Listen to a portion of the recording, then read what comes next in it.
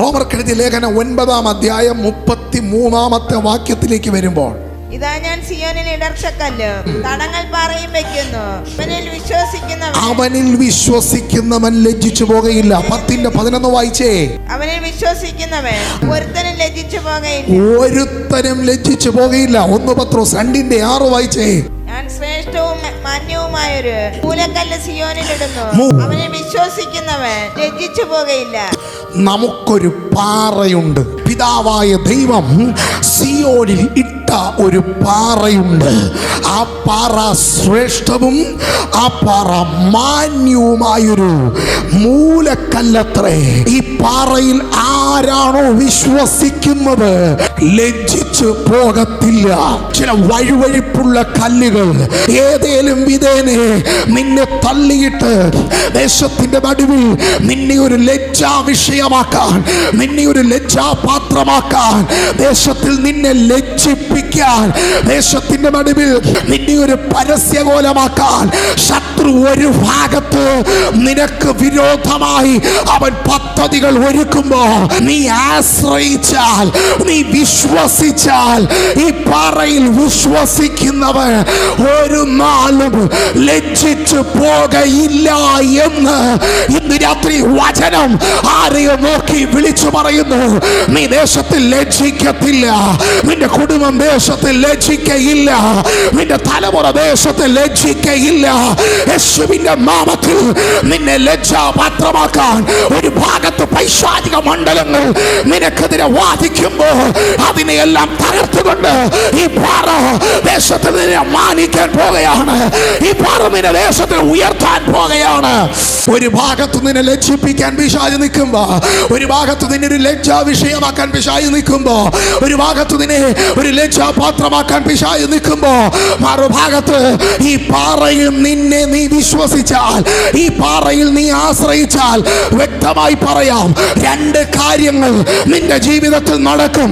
ഒന്ന്, നിന്നെ ദൈവം ശ്രേഷ്ഠമായ ഒരു തലത്തിലേക്ക്, ശ്രേഷ്ഠമായ ഒരു പദവിയിലേക്ക്, ഈ ലോകത്തിൽ ആർക്കുമില്ലാത്ത ഒരു ശ്രേഷ്ഠതയിലേക്ക് നിന്നെ ഈ പാറ ഉയർത്തുവാനിടയാകും. ഏത് കുടുംബത്തിൽ നിന്നെ ലജ്ജിപ്പിക്കാൻ പിശാച് ശ്രമിച്ചോ, ഏത് സ്ഥാനത്ത്, ഏത് വേദിയിൽ നിന്നെ ലജ്ജിപ്പിക്കാൻ പിശാച് പദ്ധതിയിട്ടോ, ഏത് ദേശത്ത്, ഏത് പട്ടണത്തിൽ, ഏത് രാജ്യത്ത് നിന്നെ ലജ്ജിപ്പിക്കാൻ പിശാച് പദ്ധതിയിട്ടോ, അതേ ഇടത്ത് തന്നെ ഈ പാറ നിന്നെ ശ്രേഷ്ഠമായ ഒരു പദവിയിലേക്ക്, ശ്രേഷ്ഠമായ ഒരു അനുഭവത്തിലേക്ക് ഈ പാറ നിന്നെ ഉയർത്താനിടയാകും ഈ നാളുകളിൽ. കാരണം ഈ പാറ ശ്രേഷ്ഠമേറിയ പാറയാണ്. നിന്റെ താഴ്ച കാണാൻ, നിന്റെ തകർച്ച കാണാൻ കാത്ത് പൈശാചിക മണ്ഡലങ്ങൾ, അവൻ ദുർഭൂതങ്ങൾ നിനക്ക് വിരോധമായി നിൽക്കുമ്പോ ഇന്ന് രാത്രി കർത്താവ് പറയുന്നു, ഈ പാറയിൽ ആശ്രയിക്ക്, ഈ പാറയിൽ വിശ്വസിക്ക്. നീ തകർന്നു പോകാൻ ഈ പാറ അനുവദിക്കില്ല. നീ താഴ്ചയല്ല, നീ ഉയർച്ച തന്നെ പ്രാപിക്കും. രണ്ടാമത്തെ പ്രത്യേകത, ഈ പാറയിൽ ആശ്രയിച്ചാൽ, ഈ പാറയിൽ വിശ്വസിച്ചാൽ നമുക്ക് ലഭിക്കുന്ന രണ്ടാമത്തെ കാര്യം മാന്യത. എത്ര പേർ വിശ്വസിക്കുന്നുണ്ട്?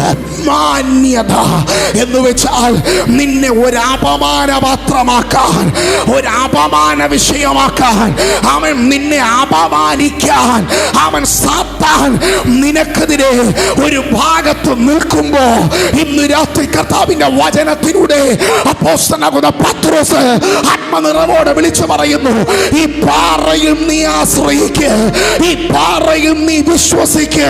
എന്താ നിന്റെ ജീവിതത്തിൽ വരുന്ന അവൻ സംഭവിക്കുന്നതെന്നറിയോ? ഈ പാറ നിനക്ക് മാന്യത തരാനിടയാകും. എവിടെയൊക്കെയോ സാത്താൻ നിന്നെ ഒരു അപമാനപാത്രമാക്കാൻ നോക്കുമ്പോ, നിന്നെ ഒരു അപമാന വിഷയമാക്കാൻ നോക്കുമ്പോ, ഒരു അപമാനത്തിലേക്ക് നിന്നെ കൊണ്ടുപോകാൻ നോക്കുമ്പോ ഈ പാറ നിന്നെ മാനിക്കാനിടയാകും. കാരണം കർത്താവിന്റെ വചനം പറയുന്നു, എന്നെ മാനിക്കുന്നവനെ ഞാൻ മാനിക്കും, എന്നെ മാനിക്കുന്നവനെ ഞാൻ അപമാനിക്കുമെന്നല്ല, എന്നെ മാനിക്കുന്നവനെ ഞാൻ മാനിക്കും. എവിടെയെങ്കിലും അപമാനിക്കപ്പെട്ടിട്ടുണ്ടെങ്കിൽ, എന്താ കാരണമെന്നറിയോ? നീ മാനിക്കേണ്ടതുപോലെ ദൈവത്തെ മാനിച്ചിട്ടില്ലെന്നാ. അങ്ങനാണെങ്കിൽ ഇന്ന് രാത്രിയിൽ ദൈവാത്മാവിൽ ഞാൻ പറയട്ടെ, നീ ദൈവത്തെ മാനിച്ചു നോക്ക്.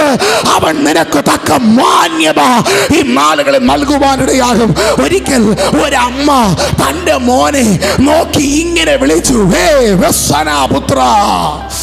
എന്താ ബൈബിൾ കൊടുത്തിരിക്കുന്ന പേരവന്? യബ്ബേസ്.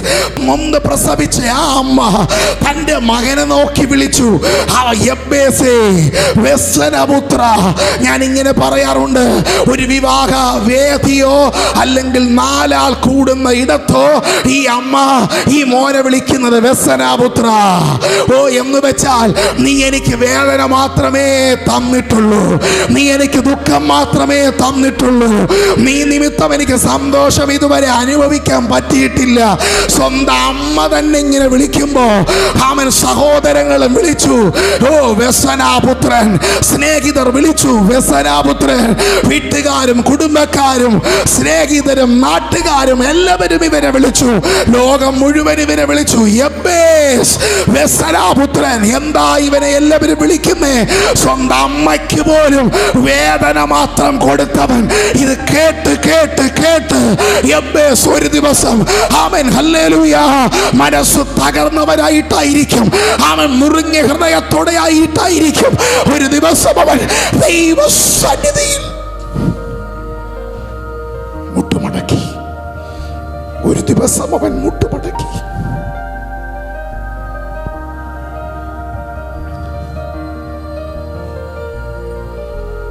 സ്വന്തം അമ്മയിൽ നിന്ന് പോലും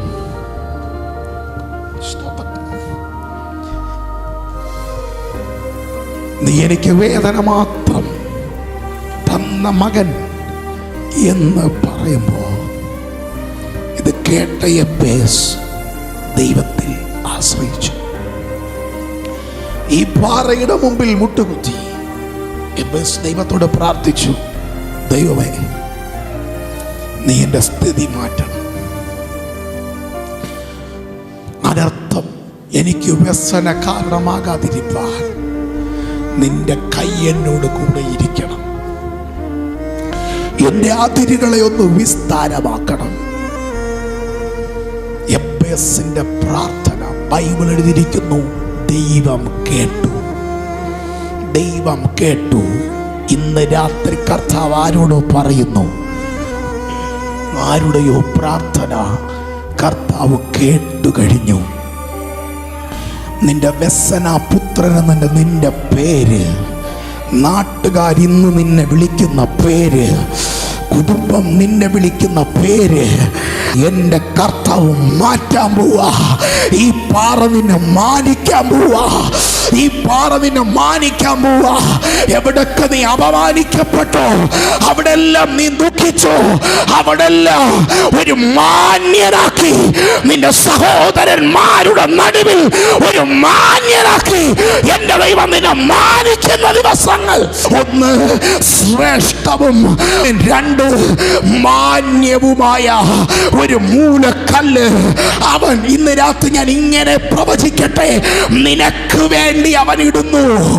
നിനക്ക് വേണ്ടി ഇന്ന് രാത്രി ഈ ദൂത് കേൾക്കും ആരെങ്കിലും ഉണ്ടോ? ദൈവം പറയുന്നു, നിന്റെ പേര് എന്തുമായി കൊള്ളട്ടെ. ഞാൻ ഇന്ന് രാത്രി ആരെയോ നോക്കി സംസാരിക്കുന്നു. നിനക്ക് വേണ്ടി ശ്രേഷ്ഠവും മാന്യവുമായ ഒരു മൂലക്കല്ല് അവൻ ഇട്ടിട്ടുണ്ട്. അവന്റെ പേരത്ത് യേശു.